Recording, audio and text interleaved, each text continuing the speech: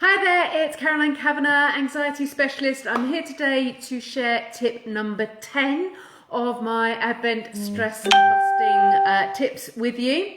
And a bit of a health warning. This is one of the tips that when I start to talk to people about doing it, they go, "Oh, I couldn't possibly do that." Yeah, you can, because it's about being selfish. I want you to be selfish. But let me explain why.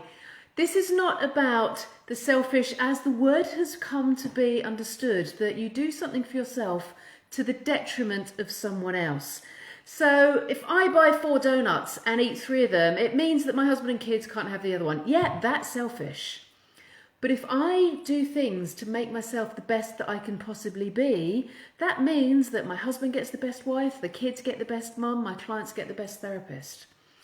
So let's have a rethink of this word selfish in what I believe was the original connotation of that word, to be the best version of you that we can be. Now, I'm sure you're familiar with that expression of glass half empty, glass half full. In fact, it's a bit of a mug, but it serves its purpose. So if you imagine, rather than water being in your glass, mug, whatever, don't think it as water, think of it as energy. So if you keep your energy completely topped up, not only you are full of energy, which means you're more resourceful, it also means that people can take some of your energy too without you getting depleted. So I can give of my energy to my kids, to my husband, to my clients without starting to run my resources down. However, if I constantly give of my energy to others without restoring it, you become depleted to the point that you can't function anymore. And it's a true story. I have allowed myself to do that twice. Twice I've ended up in hospital because I allowed my resources, my energy to become so low because I was constantly giving to others, doing things for other people to my detriment, that I ended up becoming chronically ill.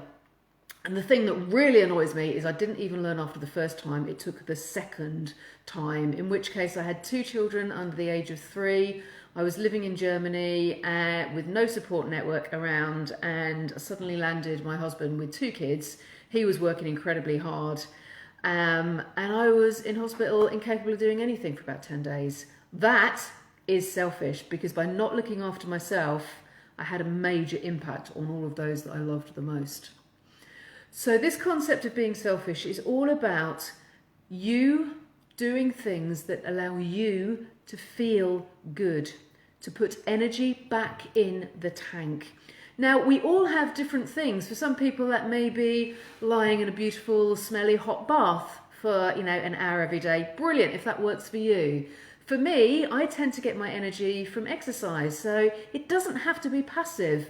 I spend about an hour every day stomping across the fields and woodlands around here with my dog.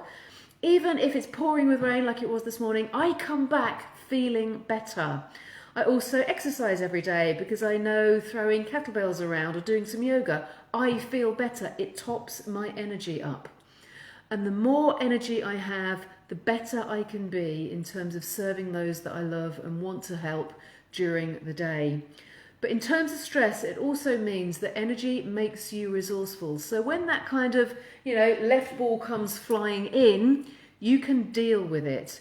Whereas if your energy is depleted, have you ever heard that saying, the straw that broke the camel's back? That really epitomizes the end of this. If your resources are so low, it can take one little thing, one little drop of water, and you go, can't deal with it anymore. So be selfish. Be selfish by looking after you. It's not about to the detriment of others. Actually, when done appropriately, it's to the benefit of others.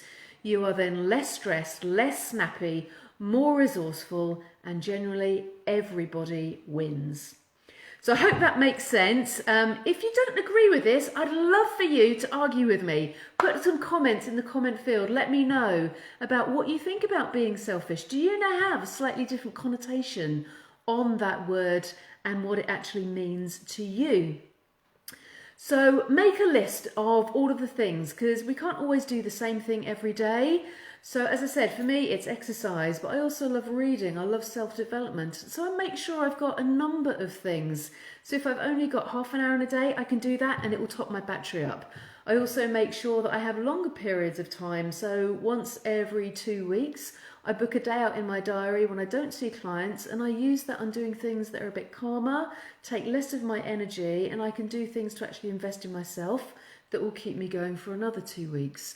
So everyone is different, and the more things that you know top your battery up so you're as resourceful as you can all of the time, the less stressed you're going to be.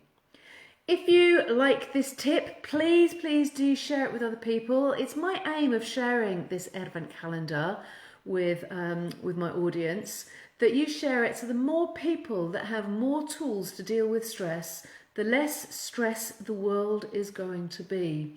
So for anyone that's prepared to share this, I will put your name in a hat, and I'm going to draw a number of names out that hat after Christmas to work with me with my compliments one-to-one if you wish to.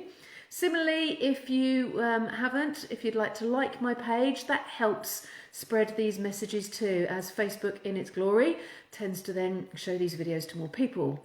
So please help me to help others, and I would love to help you very much in return. So that's tip number 10, be selfish. Please comment if you'd like to. I love reading comments from people and engaging. And otherwise, have a wonderful evening, and I will be back tomorrow with tip number 11. Bye-bye for now.